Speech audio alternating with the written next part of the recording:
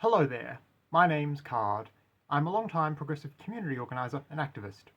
And here on my YouTube page, I like to make simple little videos about all sorts of things which cross my mind. Today, I just wanted to articulate something I've been thinking about for a little while now. Now, if you've been watching my videos for really any amount of time at all, you'll know already that a lot of what I do is to explain and demystify a lot of weird and esoteric reactionary dog whistles and image board memes and so on. And I do so if for no other reason than I think people out there could benefit from learning about them, so someone has to make these videos, I guess. But today, I just wanted to express something tangentially related that I haven't seen anyone else address before. That is, just pointing out how so many hyper-online reactionary memes are viscerally, immediately off-putting to anyone even remotely normal, and how the right-wingers who like those sorts of memes don't understand that, and maybe never will. And I think that short-sightedness dooms them in a sense, which is obviously good for the rest of us. Take, for example, the Droyd meme. This is a character a lot of internet reactionaries like making jokes about and editing AI videos together featuring.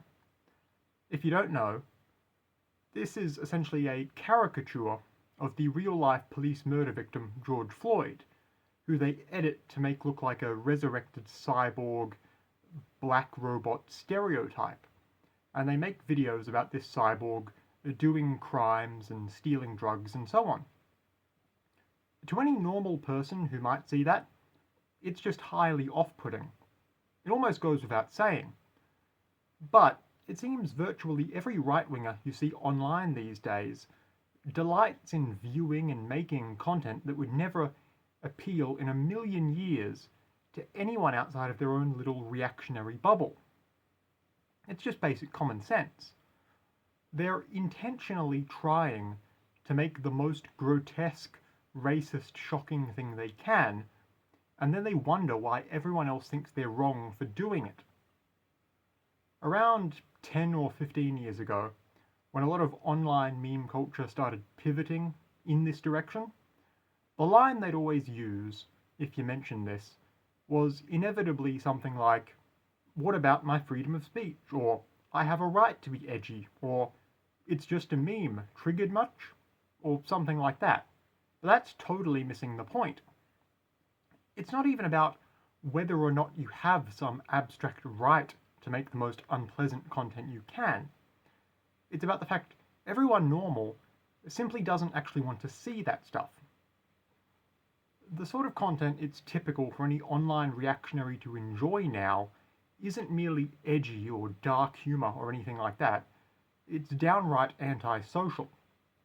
If, for example, you're taking a figure like George Floyd or Rosa Parks or Anne Frank and trying to make some AI slop shock humor parody of their likeness to, say, shill a cryptocurrency or something, you've completely lost the plot in terms of what normal people think is even remotely decent or acceptable. You're essentially advertising at that point that you actively find mocking victims of some of the worst indecencies you can think of to be funny. Now, those people are probably too far gone to ever be fixed, honestly. At the very least, I would say don't bank on that happening anytime soon. But I still think there's something positive to be taken away from all this. Us on the left can take a great deal of solace, I feel, in knowing that sort of stuff doesn't make the right look more appealing.